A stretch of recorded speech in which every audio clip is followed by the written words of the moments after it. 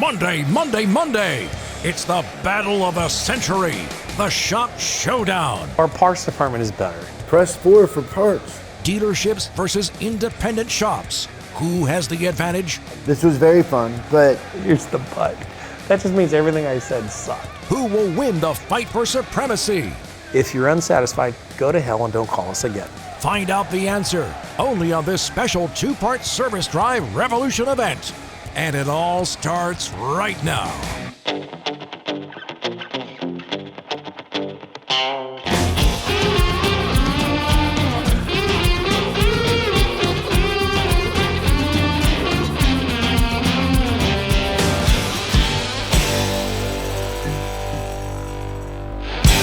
welcome everybody to Service Drive Revolution.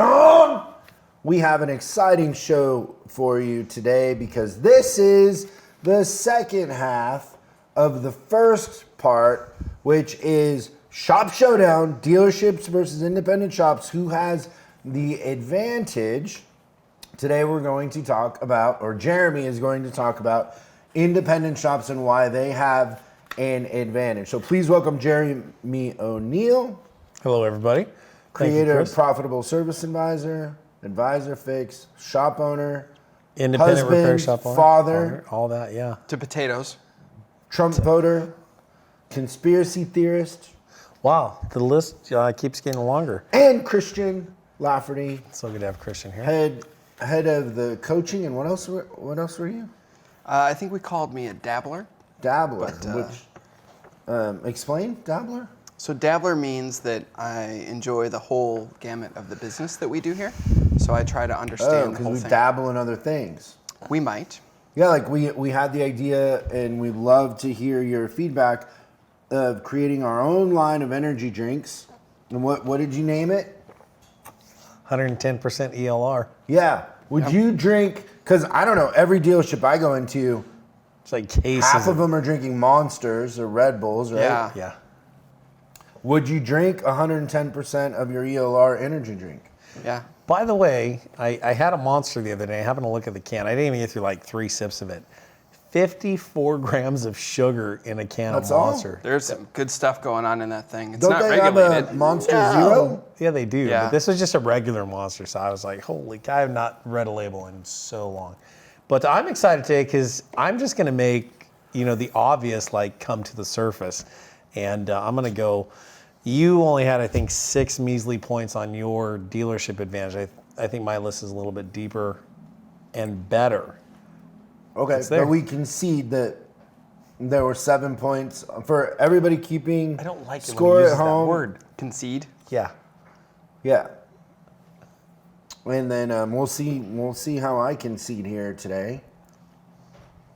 Okay, so I'm just going to throw a statistic out there that says that 72.8 of auto repair consumers prefer the independent service experience over a dealership service experience.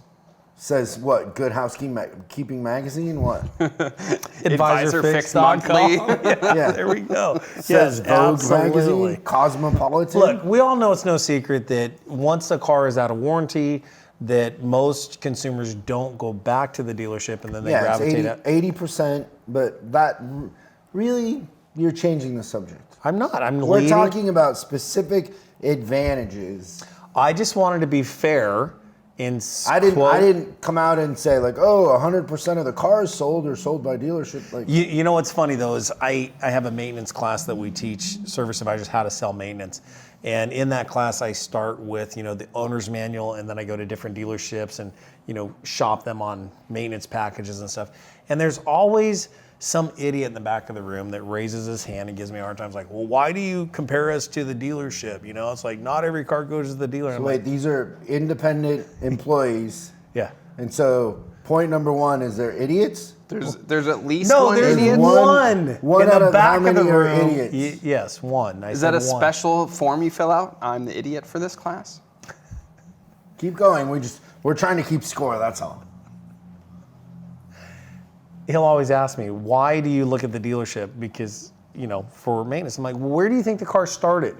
Like, what experience do you think the customer left with? They bought the car at the dealership, they picked it up there, and they're used to that dealership service experience. So that's why I kind of look at that and tailor my marketing. The dealership experience does become the benchmark, good or bad. Right, of what the customer expects. It's how they start. Yes. It's their point of reference. Yes. So if it's better than that, then their reference is that the independent, if the dealership did a great job and they try an independent, then they're going to go back to the dealership. But we established, I think it was point number 1 that you conceded, is dealerships have the home field advantage. Yes, they do. Yes. And if you're used to having your car washed and vacuumed every time you have it serviced, and as an independent, I don't do that, there's an incongruency there with that service experience. But let me tell you the first... Which point was that, though? That was perks, right? Number 1 on my list. Independents don't wash cars? Number 1 on my list. I actually hand wash cars at my shop. And when they're a comeback and By yourself because you don't have a porter. if they spend over $3,000. we don't call the cars that come back comebacks. Those are second opportunities. When's the last time you washed a car where you just replaced 4 tires? Number 1 on our list. Stymied. If, for the audience listening. Yeah. No, silence I'm speaks. exercising my time management skills and understand we have a we're finite on amount a of time budget. to shoot this episode. So On a here we time go. budget. All makes and point models. number 1. All makes and models. We can service every car in your driveway. Look, they got nothing. Nothing at all. What do you have to say to that? Do you really think technicians are effective working on a Ford one day, a Hyundai the next day, maybe with maintenance, like if you're doing an oil change, but a runnability issue, suspension? A car's a machine. Wires are wires, connectors are connectors. We have the same factory level information that dealerships have.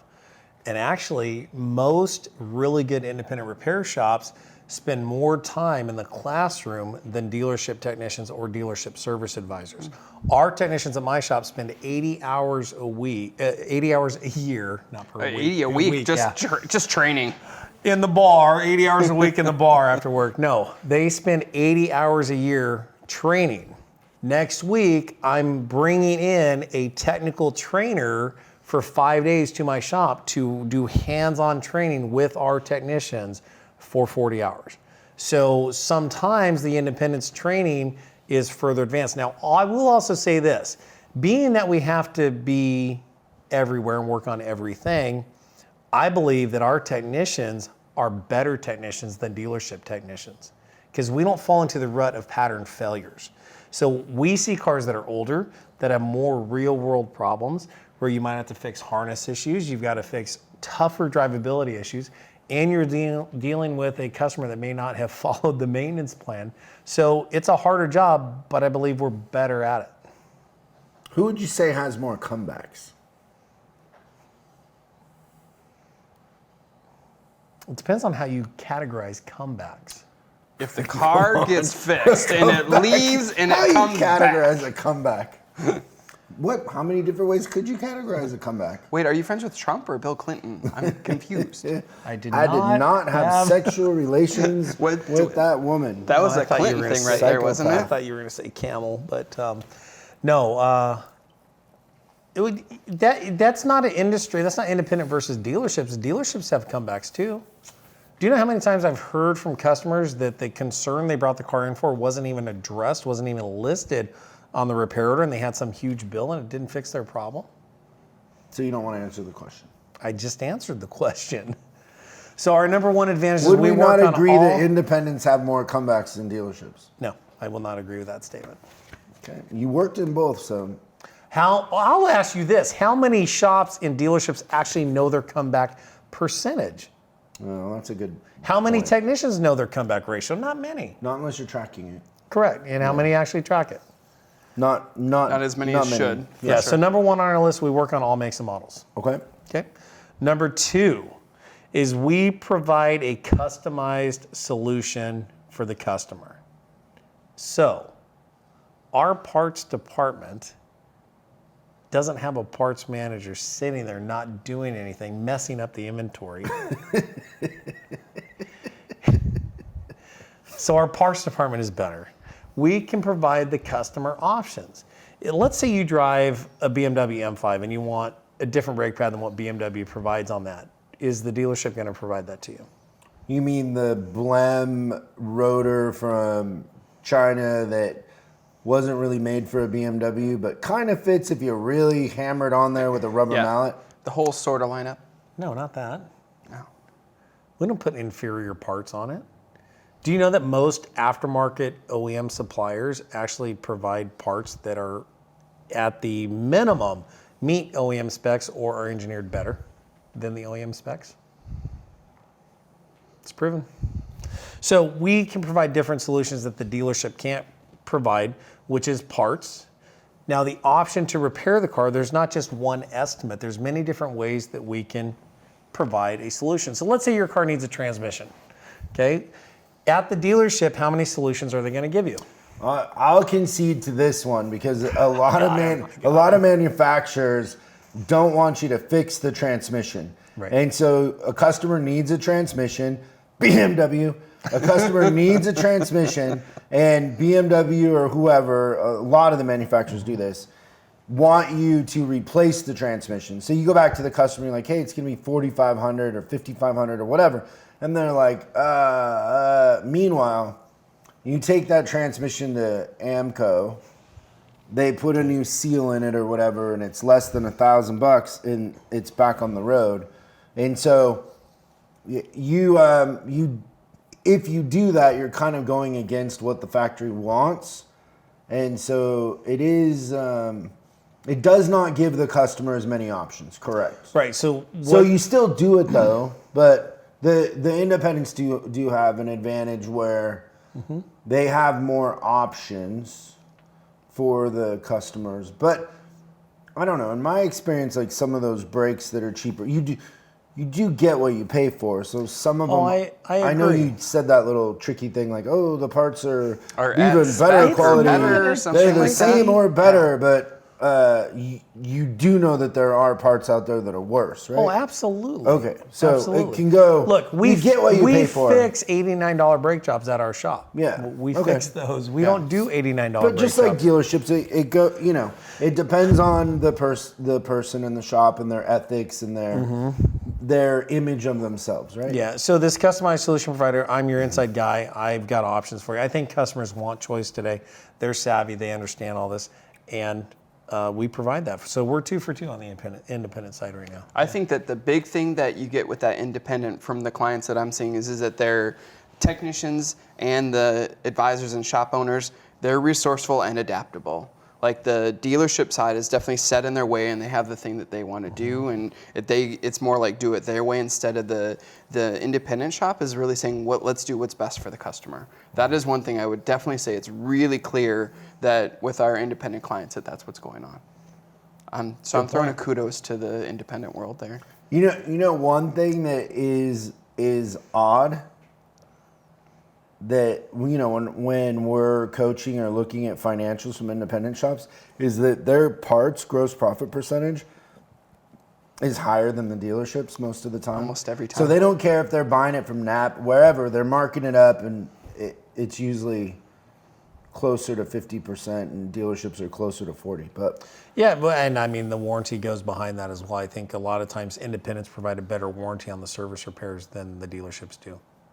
what? Yeah, absolutely. Explain that.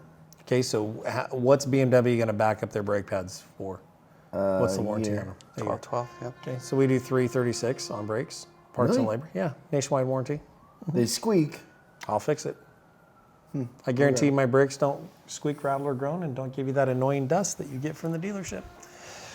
We can have it done by 5. Does that work for you? Yeah, I don't even need brakes. I just bought them from you. Awesome. Number 3, grassroots community-based. So we provide a faster option where the customer feels they have this personalized service experience. They don't have to wait 4 days for a phone call back from a service advisor. What? Yeah. Have you ever tried to get in touch with a live person at the service department? Oh yeah, that's a nightmare. Yeah, so like I pick up the phone at my shop. It's a great day at Freedom Auto. This is Jeremy. How can I help? Oh, so more of a direct line. Yep. Less layers. Press 4 for parts. Press 1 for. I only do that if it's somebody I know that I don't like. Thank you for calling Freedom Auto Repair. You've reached us during a very busy time. For parts, press 1. For service, press 2. If you're checking on the status of your car, press 3. If you're unsatisfied, go to hell and don't call us again. Click. You have that? I just did it right there. I can ad-lib. Very easy. That sounded like a recording. But you sounded like you a don't recording. have It's that. scary. No, I can do that at times. This is what I bought the shop for. Oh. So I can have fun with it. Well, I was a don't know. joke. Sometimes we're sitting. That was a joke. Sometimes we're sitting around. Tell your customers to go to the dark side. Yeah. Anyways, okay, so yeah, we're grassroots community. I think, the one thing, I've had my shop for almost 4 years now, and it's the faces, the names, the relationships that we have with our clients. I feel that we do a better job becoming a part of their everyday life. Whereas sometimes at the dealership, it's a once-off, or it's every year or every 2 years, or just when a car has a problem. So it's a more negative experience versus a positive experience. So I feel like we can actually become, a really good positive source for that customer at a grassroots level. Yeah. Speaking of everyday life, so I'm walking down the road the other day, and I passed a couple, and it's a blind woman talking to her boyfriend. And So wait. just had the visual The other there. day you're walking. Where are you walking? just out in Wilshire. So you're out on Wilshire walking, and then you walk up to a blind lady? No, I walked past. There's a blind lady and her boyfriend How did talking. you know she was blind? She the tripped him cane with her and the cane. glasses and the whole nine. Did she have a dog, a seeing eye dog? No, just the stick. She's probably on a list waiting for And she says, I overhear her saying to the boyfriend, I'm seeing another person. And I left. I'm like, wait. That could either be really good or really bad. Oh, I'm seeing another person. So it could be that she's not blind anymore, or it could mean that she's cheating. Right. I'm hoping for the Got not it. blind thing. Makes perfect sense. And it totally applies to what we're talking about. Right on. What was your last one that you said? Grassroots. Grassroots community. Okay, We now know their name. I do believe that is not an advantage that is exclusive to independents. We do have dealerships that are a part of the community and do a good job with that. Mm-hmm. But I think more independents lean that way. More independents are part of the community, especially with dealerships with consolidation. You have more groups, you have more. I think it's because we understand it's our lifeblood. And I go back to when I got my first dealership job, I always had my own personal cards made up. I would leave Tic Tacs with the cards, in the center console, and I would create that relationship. I always walked the customer up to the cashier, walked them out to their car. I think one of the things I observed, the service writers that were there longer that had that built-in client base didn't work as hard at really fostering that relationship. So I feel, yeah. But I feel like dealerships there are dealerships that isn't an exclusive advantage to independents. It's just independents think that way and they operate that way, right? But you do concede that point, is that it is an advantage for the independents, right? That's 3 for 3. I think independents use that, but dealerships could use that as an advantage. So we're 3 for 3 now. Okay, number 4. You have a weird way of counting. I thought you were 0 for 3. What's your score? 0 for 3? Holy moly. Wow, I better dust off my toolbox and get back to the technician role. I'm going to go to expense control. I think independents are more nimble, and so we can provide a lower cost repair or a better value repair because we can actually move quicker in certain areas and actually control our overhead, control our expenses, rather than a large, fixed ops operation in a dealership, where a lot of times the advisors have no control over any of that. It's out of their hands. Parts pricing is already preset, the labor rate's preset, and the cost of overhead is preset. They have no control over it. So we can actually, understand each technician's efficiencies and productivity. So as I'm quoting out a job, I can know that, okay, technician number 1, he can do this in this real time. So I can actually, my gross profit for actual hour can actually be higher, and I can manipulate that and actually control it better. So I think we do a better job at expense control. And that's an advantage that we have. Well, I think that the person that's writing the check for the expense is never far away from the desk. It's true. So I think that helps out too. It's definitely at the you're forefront. turning off the lights in the shop. You're like, Yep. you're paying attention to those little things. So another advantage for the independent. You're not giving customers amenities like shuttles, loan cars, coffee. That's not true. Fresh baked chocolate chip cookies. So yeah, it makes perfect sense. Wait, You no. cut all those That is little- not true. That's not what we do. All that, we provide all that. How many loaners do you have? 2 Yeah, well, on my lot, but Hertz has like 5 last million dealership cars I ran, can we borrow. had Like if I wanted. 350 loaners or something. You know, the honest answer to how many loaners I have is how many rental cars are in my city, because it doesn't matter. I can rent one from anybody. So we have an unlimited supply of loaner Takes cars. time. Customers got to go there. The whole thing. Not really. If you do it right, you Separating already the have experience. it. Oh my gosh, you guys are horrible. Okay, number 5 on my It's list. not the best look. Strategic marketing. This one we concede. Dealerships don't really have to market. They're going to have to coming up They're terrible at it. very soon. So you're saying the fixed ops side of it, the service department doesn't market strategically? No, dealerships just in general are terrible at marketing. Like they think that marketing is putting on Facebook pictures of customers with their new car and buy 4 tires, get 1 free, or lease payments, but they focus everything on the commodity. Like imagine if Apple, all their marketing was hard drive and RAM. Like you can get a terabyte hard drive in the new Apple MacBook Pro. No, they don't. They don't even put their dealerships specs up. marketing. They don't tell stories. There's no human connection. There's no vulnerability. There's no honesty. It's not authentic, and So- it doesn't pull you in. They most of the time dealers do marketing because they feel they have to, not because it's effective. It's very ineffective. I would agree with you on that. They're terrible at it. So yeah, okay. So you got one. Did I tell you guys about the search that I did? You told us about the blind lady. Yeah. Thank goodness, because I would have not forgiven myself. Did you ever find out if it was her cheating or that she was healed of being blind? No, I'm not sure. I'll ask if I see her again though. But She actually called him that and I said, I can't see you. Wait, what if she was cheating with you? can't see you anymore.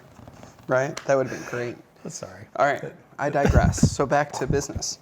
It's funny that I'm reeling you two back in. That's interesting. So I did a search of Chevrolet repair near me, and 9 things came up as an option. And 5 of those things were independent repair facilities. 1 was a truck shop.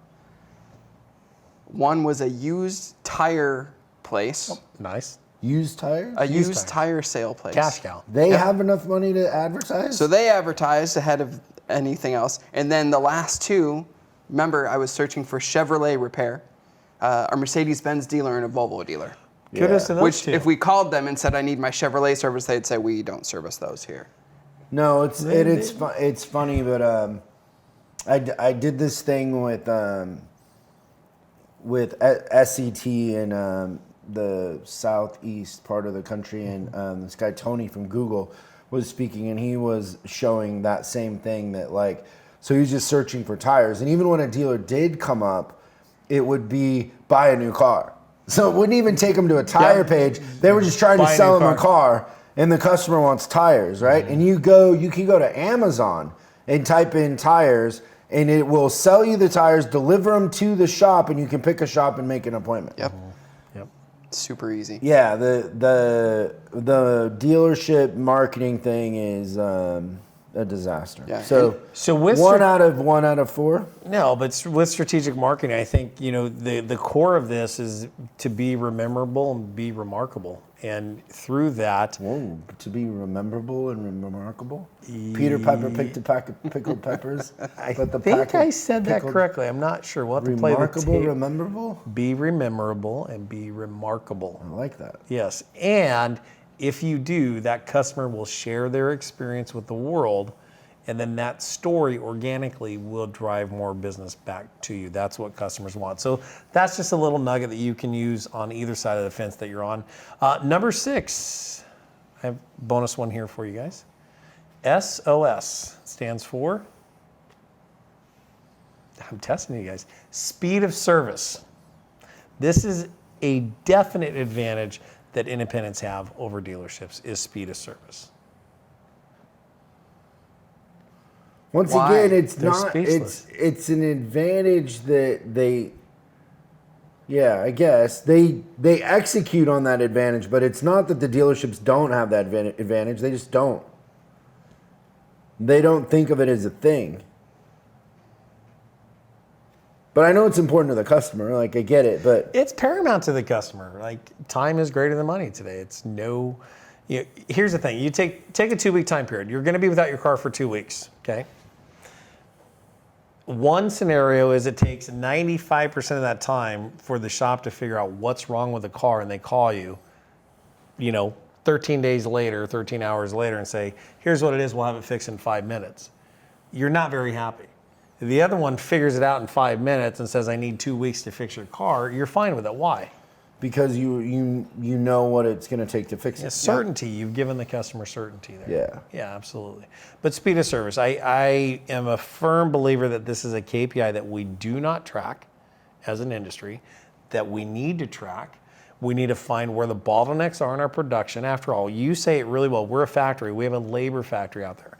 So how fast does a car get into inspection, diagnostic? Once it's done, where's it at in estimating? Once that's done, where's the approval? Then where's parts? And the parts manager is always going to mess that up. Next is servicing, then QC, and then delivery. So every one of those touch points, we have this on our online platform. It shows you how to customize it for your shop, but identify where the roadblocks are, how to fix them, and then get that car through faster so you can make more money. It's good. So I think this was fun. I do This too. was very fun, but Here's the but. That just means everything I said sucked. That's an eraser word, is what they call that. no. I think I don't think that at all. But I do think that it's interesting because we've talked about this before. Is when you're sitting with an independent shop owner and you're sitting with a dealer or a service manager in a dealership, they both think that the other has an advantage. No And doubt. what we know to be true is that the advantage is in your ability to execute on the opportunity in front of you. Yep. Neither one's advantage is enough to put the other out of business. Yep.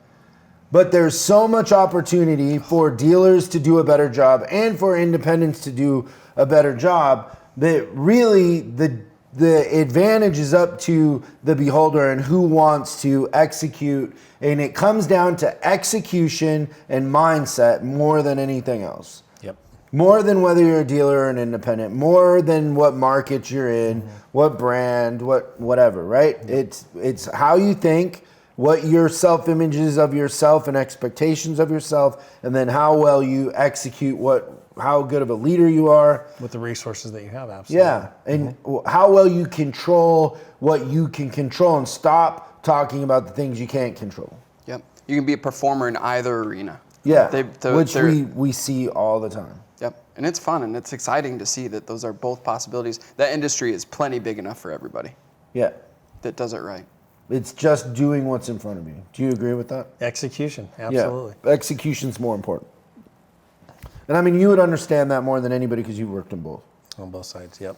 And you see it. You see some guys and gals that they thrive in the dealership environment, and then they're not able to make the leap to the independent because they don't have as many resources behind them. So they struggle in certain areas. And then you see some guys and gals that can't make the transition over to the dealership world simply because they're used to being a lone wolf and calling the shots themselves and being nimble and not having to do paperwork and getting by and all that stuff. So it's a little bit different, two different worlds. I think you can thrive in both sides, but I think I proved my point that my list was a little bit better than yours. I think the opportunity of a lifetime comes once a day. And everybody has that opportunity. So execute on your opportunity, and that's how you'll be successful. One doesn't have the advantage over the other. But that was really fun. That was awesome. So post in the comments if you have some advantage that you feel like Jeremy missed for independence. Put it in there. We would love to see your thoughts on it. But I hope everybody agrees with us that it's really on your ability to execute in your mindset more than anything else. So before we wrap up, let's take a couple questions. Oh, I love Remember, questions, if you absolutely. submit a question to us and we read it on the big show, we will send you swag. Have you guys Which is sent out some of these? these beautiful Service Drive Revolution coffee mugs, Very T-shirts, hats, stickers, notepads. I That'd be mean, funny we if got I all dropped kinds that. of stuff, Yeah. and it all has my face on it too. I'm sorry about that. I could show up at your house one My day. face is on everything. You would show up at their house. I think it'd be Voice great. of God, do you have any good questions this week? Do you feel like the questions are good? The voice of God always has many good questions. Question number 1. This question comes from fitmommy1107 at AOL.com. I am a service writer. I learned through a trucking company, and I worked at a dealership, and now I'm at an independent shop.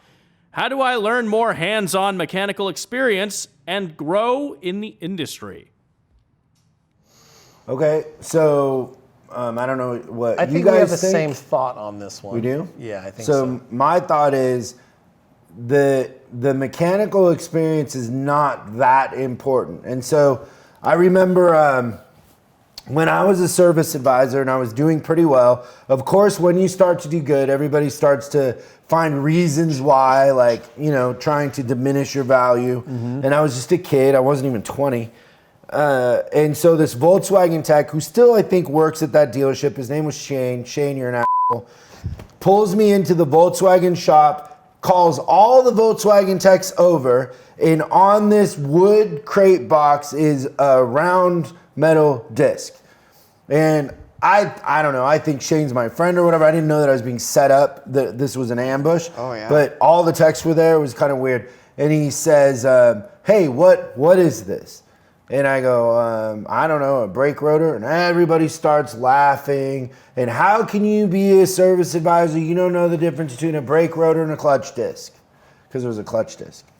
It's an honest mistake, actually. And so what Shane didn't know and what you want to understand, Fit Mommy 1107. is that your value in the marketplace is your connection with the customer, not the commodity. You don't need to worry about the commodity. You can learn the commodity. So what I did is I spent most of my energy on connecting with the customers and petting the dog, making friends. And then when the technician would bring me an inspection sheet or there was something I didn't understand, I would go back and ask him to show me.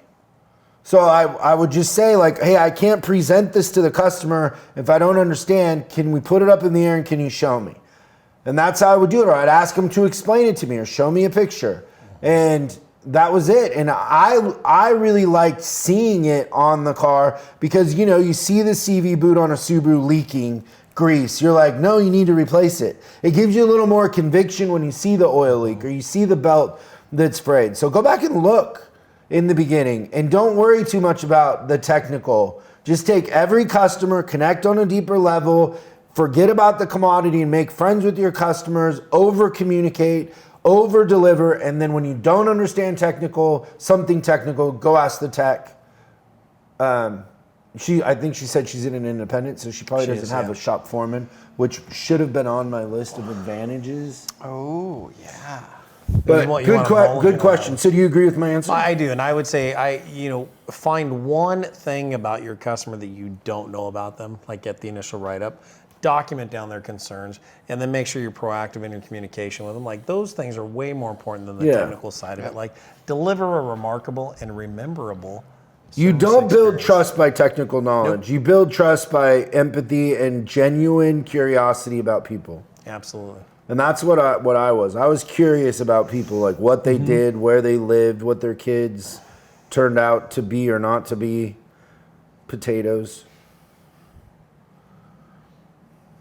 Is that a crop of potatoes? Is what we're producing? Jeremy has a bag of potatoes for kids. Threw my kids in the processor, now they're French fries. Any more questions, God? All potatoes are God's children. This next one comes from Jerry on Instagram. It's a long one. Buckle up. I'm currently a tech with 15 years experience in dealerships and independent shops. Hold all of my ASE, Master Chrysler, and a Ford Senior Master. I want to get out of wrenching and into management. The trouble I'm finding is that I'm the second most productive tech in our dealer group, and management doesn't want to lose my productivity and move me into a different position. I have looked at other dealers in my area, but I'm only being recruited as a mechanic. What am I missing? No one can tell me in between the books, podcasts, and your on-demand training. I'm still clueless about what I can do to move up. Any advice would be greatly appreciated. First of all, God took the knife and scissors to this question. So he cut out the whole part about, he said he listened to every podcast twice, blah, blah, blah, blah, blah, right? All the compliments that they paid us. Right. God must feel like we don't deserve that. There is a way to help this Jerry and Jerry from with the J? Facebook. Yep. The sad part is, because of your technical expertise, nobody's going to want to move you from the shop to the front. However, because there's a high demand for good technicians. Yeah. If he's willing to relocate to Hesperia, California, we do have a management position available. Put you right in. Can you start on Monday? Yeah, I think that's the challenge. Is if you're a technician and you're really good at fixing the cars, that's the one thing that dealerships and independent shops struggle with today, and they do not want to give up the production. So my thought is this: is the voice of God was reading that question, is you have to act as if, meaning you have your day job, which is being the technician and producing. Show up early and offer to write up the night drops and start to get familiar with the system. Start to be a service advisor. Be there when they need help. Go up and introduce yourself to customers more. Get your cards out there. Get from behind the toolbox and get on the service drive and just start being a service advisor and get into that management role or on that side of it with the service drive. And realistically, you are going to have to fight to get there. It's just a tough thing because they're not going to want to lose the production. Yeah, so I bet you that this, but I think your idea is good. But if you really want the position, you're probably going to have to leave there. But I would do two things, and one of them will work. One of the two would work. So one is you go to your current general manager or dealer, and you say, hey, this is where I want to go. I want to become a manager. I'd love for you to mentor me on how to be a manager. Will you teach me financials? Will you teach me what you know? Now, anybody who's older in their career, who's been doing this a long time, that's asked to mentor somebody on their expertise, there's a high percentage chance that they're going to bite and that they're going to mentor you. And so if they agree to mentor you, you need to establish like, hey, is it every Saturday? Like, when are we going to do this once a week? We're going to meet for 2 hours and I'm going to be able to pick your brain and go through what you know. So that's in your current situation. That's what I would do. Then I would handwrite some letters to some general managers and say, hey, I'm a technician here. I'm the top tech and I want to be a manager. Obviously, it's, there's more demand for technicians and service managers, but I'm going to move on. I would love for you to mentor me to become a manager and have some sort of an agreement, and somebody will bite on that too. So absolutely. I bet you if you sent out 20 of those letters and you found general managers or dealers' names and sent them a personal letter like that, they would definitely bite on that. Somebody, probably half of them would bite. Yeah, exactly. Yeah. What about filling the void? So if he's leaving the back of the shop, what if he created a technician mentorship program where they bring in 2 or 3 entry-level techs and he's going to mentor them, so when he's out of there, the production void is filled. Yeah, and that's a good one, probably in combo with you asking to be mentored by the dealership you're working at, because obviously there's going to have to be an opening too. Like maybe the dealership you're in, that manager is going to be there for a long time and he's doing a good job, and you're waiting for one of the other ones in the group to managers to pop. So that's a great idea. Yeah. So I'll mentor my replacement, but I'll do 2. Yeah. It's great. Great question. Good questions. The voice of God has no further questions. Good show. Great Good job, show. Jay. Awesome. Thank you. What did we establish here? That if you had a choice, you'd rather work in a dealership, but everybody has opportunity. It's Or am I just a sore loser? No, it's What is it? it's Which your is it? your set. It's your coffee cup. So yeah, I'll agree. Did you with see that. my face on that coffee cup? You were drinking right into my face. I was gonna say, is that weird to drink your own face? I won't. Yeah. You know, we have a rule like my face can only be on something once because sometimes my face ends up on there like 3 times. That's funny. It's crazy. I think we gave them a lot of great tips, and remember, it's all about execution. Everybody has the same opportunity. Go out and make This it happen. face was made for coffee cups. There we go. Well, awesome. Thanks you guys for tuning in. Remember, post in the comments your thoughts about the advantages over independents and dealerships. We'd love to see your thoughts on it, and tune in next week. And we'll see you again real soon. Awesome. Thanks, Christian. Thanks, Jay. Thanks, Chris. Service Drive Revolution.